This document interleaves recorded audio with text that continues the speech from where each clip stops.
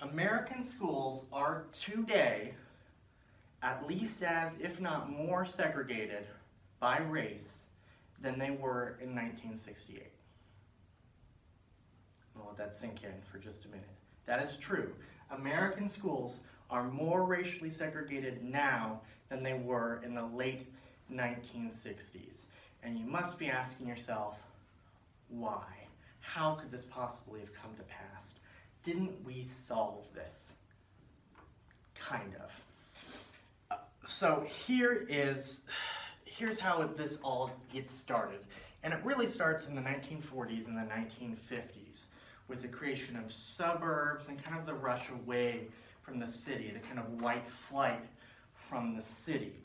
And this sort of created the basis that kind of exists still today for the racial segregation of communities and neighborhoods. A big part of that has to do with the fact that a lot of these neighborhoods had racial property requirements. They would not let you live in their community if you were not white. This was balanced by federal policies, most notably redlining, which meant that there were very cheap housing loans available for white Americans, but not for members of other racial categories. What this meant, what this basically created, was an entire generation of white Americans who were able to gain cheap loans, to buy cheap houses, and this allowed them and their properties to begin to accrue more and more wealth. Meanwhile, non-white Americans were kept away from these opportunities. Now you might ask, this can't possibly still be the case, right?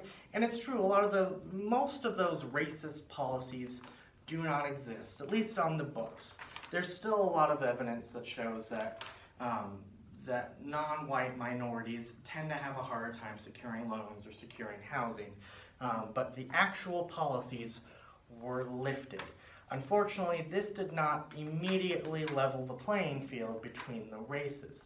In fact, because white America had such a high head start based on the value of their property that they were able to accrue as a result of these policies, that we have this enduring racial economic gap, and it has continued to this day. Now, when you think school segregation, probably the first thing that comes to mind is Brown versus the Board of Education, which banned the process of deliberate school segregation in 1954. But that only made the policy creating segregation illegal. It didn't end segregation.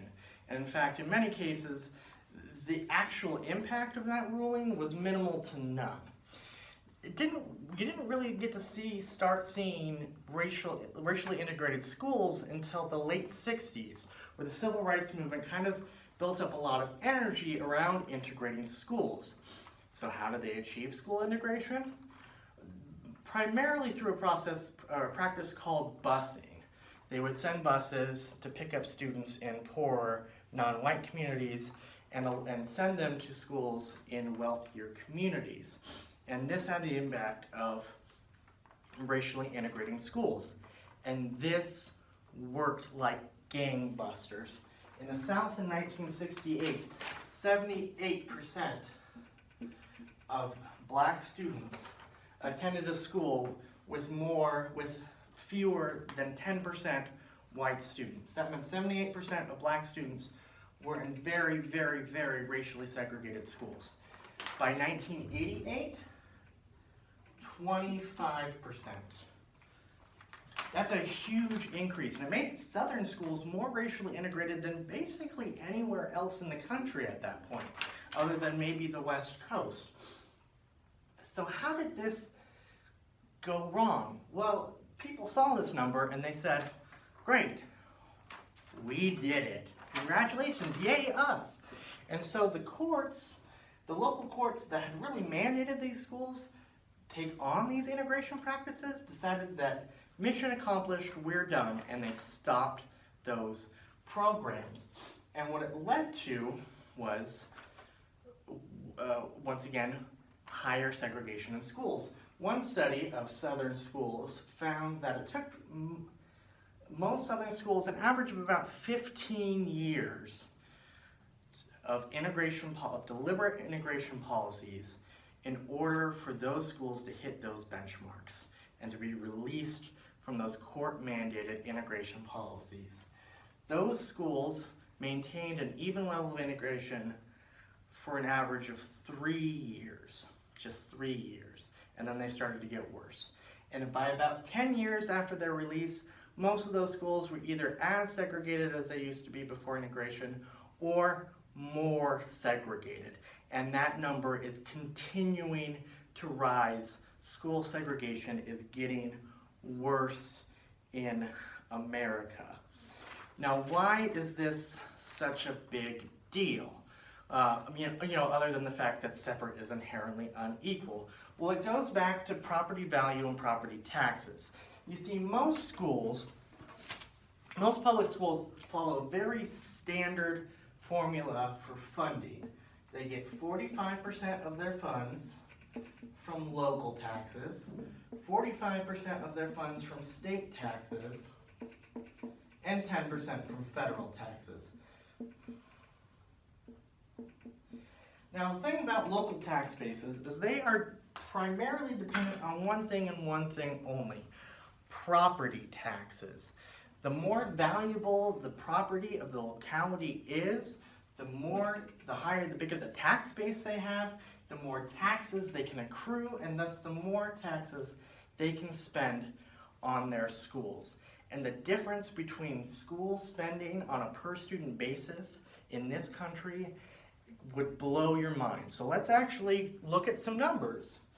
A study in 2013 studied every elementary school district, elementary and pre-secondary school district in the United States. They found that the national average of school spending was $11,841 per student. That's the average, but the actual range is phenomenal. Let's look at the state of California. Now, I looked at the lowest spending school district and the highest spending. And while these are almost certainly outliers, they help really prove the point of how broad this gap is. The lowest spending school district spent $857 per student. The highest spending, $70,110 per student. That's different by a factor of almost 10, based primarily on where that student lives. Let's look at two more communities real quick. In Santa Barbara County, there are two nearby communities that border each other, school districts that border each other. One is the Lompoc Unified School District. The other is the Vista Del Mar Elementary School District. In Lompoc, they spend around $7,700 per student. And you think, that's not too bad, right? It's just a little bit under the state average. Neighboring Vista Del Mar, they spend roughly $22,000 per student per year. More than 3 times as much as the city right next to it. I'll give you one guess. Which of these two communities is more racially diverse?